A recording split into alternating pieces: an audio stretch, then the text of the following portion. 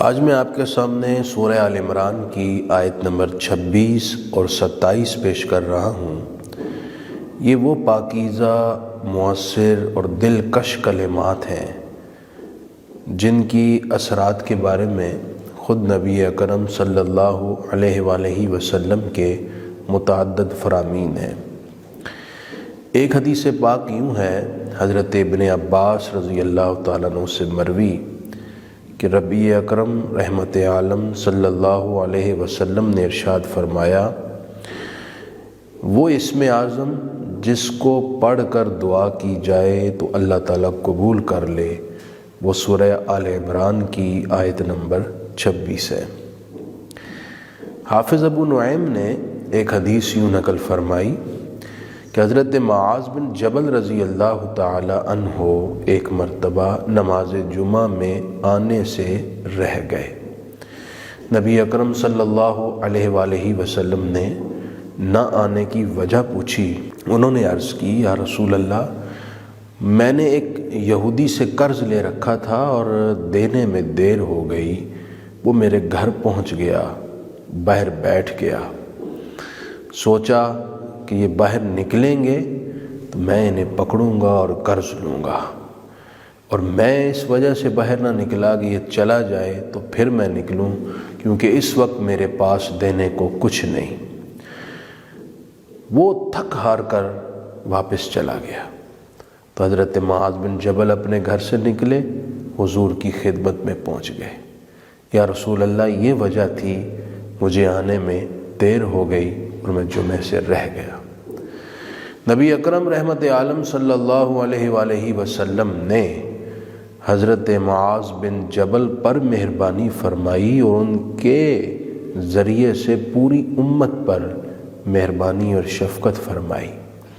آپ نے ایک اہم ترین راز سے پردہ اٹھایا، فرمایا، کیا میں تمہیں قرآن مجید کی ایسی آیات بتاؤں، اگر تم ان کو روزانہ پڑھو تو روئے زمین کے برابر سونا، گولڈ اگر تم پر قرض ہو تو ان آیات کی وجہ سے وہ بھی اتر جائے۔ عرض کیا، رسول اللہ مہربانی فرمائیں، مجھے ضرور بتائیں۔ تو سرکار کریم علیہ السلام نے ان کو سورہ آل عمران کی آیت نمبر 26 اور 27 پڑھنے کا فرمایا۔ یہ روزانہ ایک مرتبہ پڑھی جائے، اور اس کے ساتھ فرمایا یہ کلمات پڑھے جائیں، رحمان الدنیا والآخرہ ورحیمہما تعطی منہما من تشاء وتمنع منہما من تشاء اقضی عنی دینی۔ یہ کلمات پڑھے جائیں روز، جب یہ آیات پڑھی جائیں اس کے بعد، تو انشاءاللہ اللہ تعالیٰ غیب سے مدد کر کے روئے زمین کے برابر سونا بھی قرض ہو تو اتر جائے گا۔ یہ آیات جب نازل ہوئیں تو خاص موقع تھا، غزوہ خندق کی کھدائی ہو رہی ہے۔ رحمت عالمین صلی اللہ علیہ وسلم نے ایک مضبوط ترین چٹان جو صحابہ سے ٹوٹ نہیں پا رہی تھی، آپ نے کدال لے کر خود ضرب لگائی، اس میں سے روشنی نکلی، تو آپ نے یوں ارشاد فرمایا کہ اعطیت مفاتیح الشام، میرے صحابہ، مجھے رب نے شام کی کنجیاں عطا کر دیں، اور میں یہاں کھڑے ملک شام کے سرخ محلات دیکھ رہا ہوں۔ پھر ایک اور ضرب لگائی، فرمایا اعطیت مفاتیح فارس، اللہ نے مجھے فارس کے کنجیاں بھی عطا کر دیں، اور میں یہاں کھڑے مدائن کے محلات کو دیکھ رہا ہوں۔ پھر آپ نے تیسری ضرب لگائی تو چٹان پاش پاش ہو گئی، اور آپ نے ارشاد فرمایا، میرے رب نے مجھے یمن کی کنجیاں بھی عطا کر دی۔ یعنی وہ وقت دیر نہیں جب یہ ساری سلطنتیں میرے صحابہ تمہارے زیر نگیں ہوں گی اور اسلام کی حدود میں داخل ہو جائیں گی۔ یہ بات جب منافقین کو پتہ چلی، انہوں نے واویلا کیا اور کہا، دشمن سے بچنے کے لیے یہ خندقیں کھود رہے ہیں، خود غیر محفوظ ہیں اور بات کر رہے ہیں کہ ہم روم اور ایران جیسی طاقتوں کو جو اس زمانے کی بہت بڑی طاقتیں تھیں، ان کو فتح کر لیں گے۔ یہ ان کو فتح کرنے کی بات کر رہے ہیں۔ یہ منافقین کی بات جب نبی پاک صلی اللہ علیہ وسلم کو پہنچی تو اس وقت اللہ تعالیٰ نے فرمایا کہ محبوب آپ یہ آیت پڑھیں۔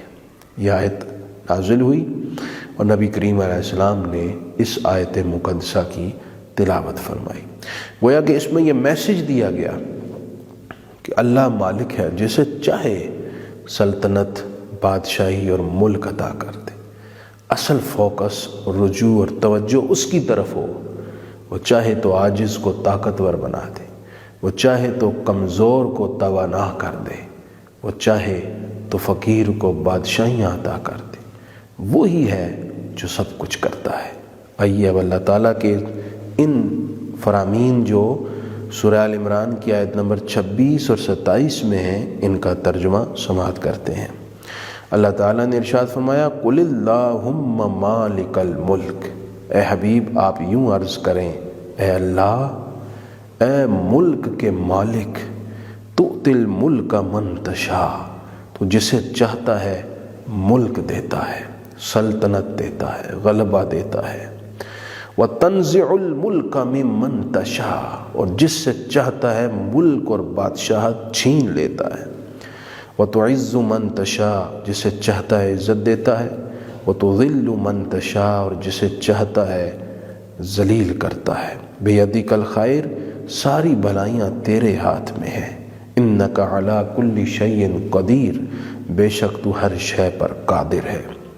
تُولِجُ اللَّیْلَ فِی النَّہَارِ، تو رات کو دن میں داخل کرتا ہے۔